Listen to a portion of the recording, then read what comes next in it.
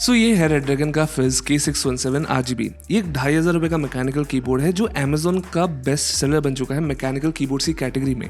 Almost 5000 से ज़्यादा लोगों ने इसको रेट किया हुआ है और इंटरनेशनली बहुत ज़्यादा फेमस है। जैसे कई सारे ना मॉडिंग गाइड्स अवेलेबल हैं ऑनलाइन, काफ़ी सारे रिव्यूज़ अवेलेबल है।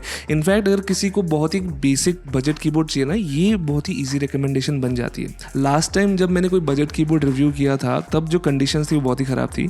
अब जो मार्केट प्लेस है थोड़ी सी इंप्रूव हो चुकी है, अब थोड़े ज़्यादा अच्छे ऑप्शंस आ चुके हैं मार्केट में। तो क्या ये अभी भी रेकमेंड करने लायक है?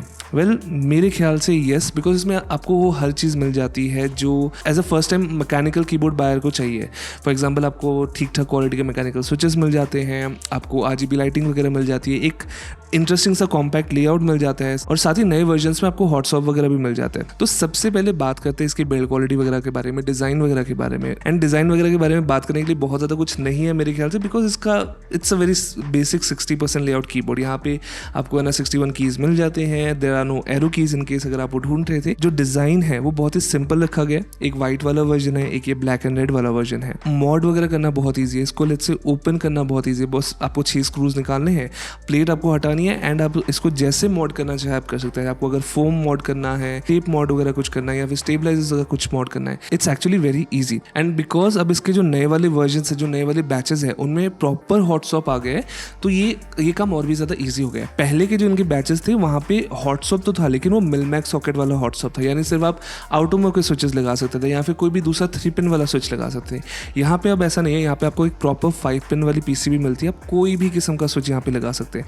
Which is a very good feature in my opinion for this pricing. Because अभी भी इस प्राइसिंग में कई सारे ऐसे कीबोर्ड हैं जहाँ पे आप सिर्फ आउटोमो या फिर कुछ है ना 3 पिन स्विचेस ही लगा सकते हैं। बाकी मेरा वाला यूनिट यहाँ पे रेड स्विचेस के साथ आता है एंड इट्स अ रेडड्रैगन स्विच जो एक्चुअली आउटोमो का ही स्विच है, लेकिन उन्होंने उसको रीब्रांड किया हुआ है। डस्ट प्रूफ इन्होंने क्लेम किया, मुझे नहीं पता कैसे डस्ट प्रूफ है, कोई मुझे सील वगैरह तो दिख नहीं रही। आपको इससे ज़्यादा बेटर नहीं मिलने वाला इस प्राइस रेंज में, कुछ अलग नहीं मिलता इस प्राइस रेंज में। बाकी मुझे ये देख के बहुत अच्छा लगा कि यहाँ पे जो स्टेबलाइजर्स वगैरह है वहाँ पे थोड़ी बहुत लूबिंग की गई है, मतलब एकदम ड्राई वाले ना स्टेबलाइजर्स नहीं है जो बहुत ही ज़्यादा आवाज़ करते हैं, खराब आवाज़ करते हैं। यहाँ पे जो की कैप्स वगैरह भी है वो भी ठीक ठाक क्वालिटी के है, पास थ्रू वगैरह की कैप्स है, जो फॉन्ट वगैरह भी यूज़ किया है। It's kind of basic but then again for this price range it's completely fine. अब मैं आपको सच कहूँगा, मुझे ये जो 60% वाला लेआउट है ये बहुत ज़्यादा पसंद नहीं है।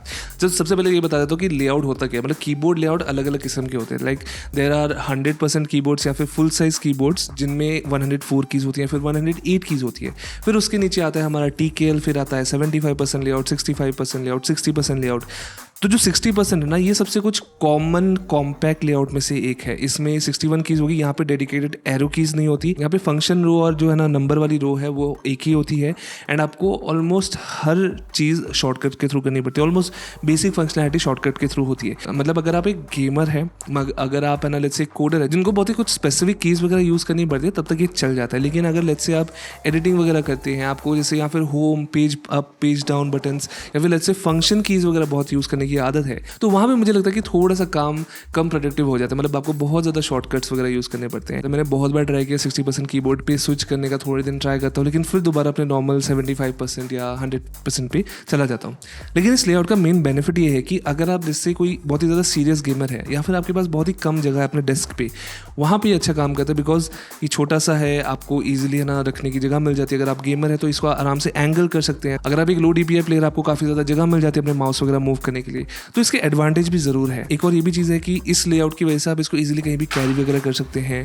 मतलब अगर आपको बैग में, छोटे से बैग में इसको डाल के लेके जाना है, इट्स अ नाइस ऑप्शन। इस कीबोर्ड का फेमस होने का एक रीज़न बहुत ही सिंपल ये है कि इसको ओपन वगैरह करना बहुत ईजी है। ये बहुत ही एक अच्छा बेस है अगर आपको लेट्स से मैकेनिकल कीबोर्ड की हॉबी में घुसना है, आपको सीखना है कैसे लेट्स से स्विचेस वगैरह ना लूप वगैरह करने हैं, अलग अलग टाइप की मॉडिंग कैसे करनी है, स्टेबलाइजर्स वगैरह की कैसे मॉडिंग करनी है। आपको सिर्फ 6 स्क्रूज निकालने हैं, उसके बाद आराम से आप ना इसकी टॉप प्लेट को अलग कर सकते हैं। अब मैं आपको ये नहीं कह सकता कि ये कीबोर्ड बहुत ज़्यादा अच्छा साउंड करता है, मतलब from the let's say standards जो आजकल बन चुके हैं, फॉर एग्जांपल ओला F75 वगैरह टाइप के जो कीबोर्ड्स आने शुरू हो गए मार्केट में, ये वैसा साउंड नहीं करता, लेकिन आप वैसी साउंड ज़रूर इससे निकलवा सकते हैं।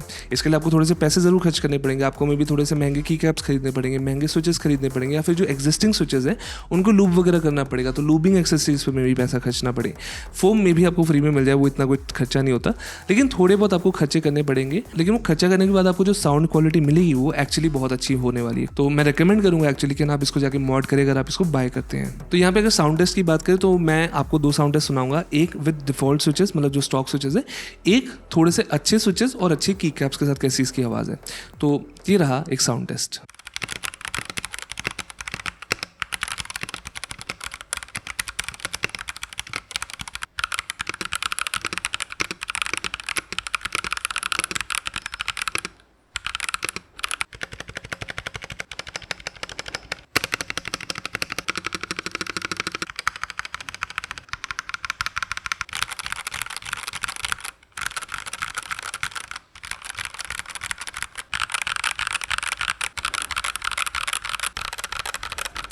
यहाँ पे एक बहुत ही ज़रूरी एलिमेंट भी मौजूद है, वो है RGB लाइटिंग।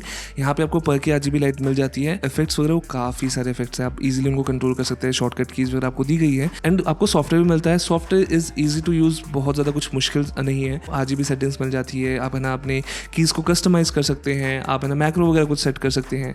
तो बेसिक फंक्शनलिटी सारी मौजूद है। अब इस कीबोर्ड में 1-2 अजीब चीज़ें भी मुझे लगी। फॉर एग्जाम्पल इसका जो कनेक्टर है, USB कनेक्टर रिमूवेबल है, लेकिन इसकी जो प्लेसमेंट है वो नॉर्मल नहीं है। यहाँ पे ये लेफ्ट साइड पे आपको USB कनेक्टर मिलता है। Design wise it looks cool, आपको है ना बॉक्स में एक है ना राइट एंगल वाली केबल भी मिल जाती है। बट मान लीजिए आपकी वो केबल खराब हो जाती है तो आपको है ना, अगर नॉर्मल केबल को यूज करते हैं, फिर अगर राइट एंगल वाली केबल यूज नहीं करेंगे तो दिखने में बहुत अजीब लगता है। अब दूसरी चीज, यहाँ पे कीबोर्ड के नीचे एक अजीब सी मार्किंग है, फ्लेम सा बना हुआ, एक टैटू स्टाइल का फ्लेम बना हुआ है।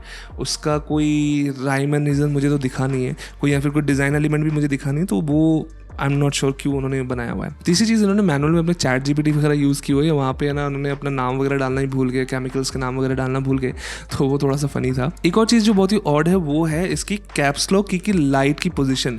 ये लेफ्ट पे नहीं है, ये राइट पे नहीं है, एक्चुअली ऊपर है, वो भी यहाँ पे F2 की के आसपास, वो भी बहुत अजीब सी लोकेशन थी। लास्ट में इसका जो सेल प्राइस है, जो अभी वैसे तो 2500 रुपये के आसपास है, लेकिन ये सेल के टाइम कभी कभी ईजिली 1100-1500 रुपये तक जा सकता है। तो ज़रूर अपने विश लिस्ट में रखना अगर आप इसको बाय करने वाले हैं। बात आती है क्या ये कीबोर्ड आपको खरीदना चाहिए। वेल यस, मैं रेकमेंड ज़रूर कर सकता हूँ, लेकिन तभी अगर आप 60% के साथ कंफर्टेबल है। अगर आप है ना 100% वाला कोई कीबोर्ड यूज़ करते हैं, मतलब 104 कीज़ वाला कोई कीबोर्ड यूज़ कर रहे थे और इस पर आप सडनली स्विच करना चाहते हैं, आपको थोड़ा टाइम लगेगा एडजस्ट होने में। जस्ट टू ऑन यू, मेरी रिकमेंडेशन होगी या तो आप 75% के लिए पैसे सेव करें, लेकिन अगर आप इसको खरीदना चाहते हैं इसके कॉम्पैक्ट साइज वगैरह के लिए, तो मेरी रिकमेंडेशन होगी इसके वायरलेस वर्जन को जरूर एक बार कंसिडर करें। डिस्क्रिप्शन में लिंक है, आप जाके चेक कर सकते हैं। So thank you guys for watching this video. कोई भी क्वेश्चन हो इस कीबोर्ड के बारे में या इस प्राइस रेंज कोई दूसरे कीबोर्ड के बारे में, तो मुझे कमेंट से जरूर बताना। लाइक शेयर सब्सक्राइब अपने स्वाद अनुसार करते रहे। मैं मिलूंगा आपको अगली बार। Till then.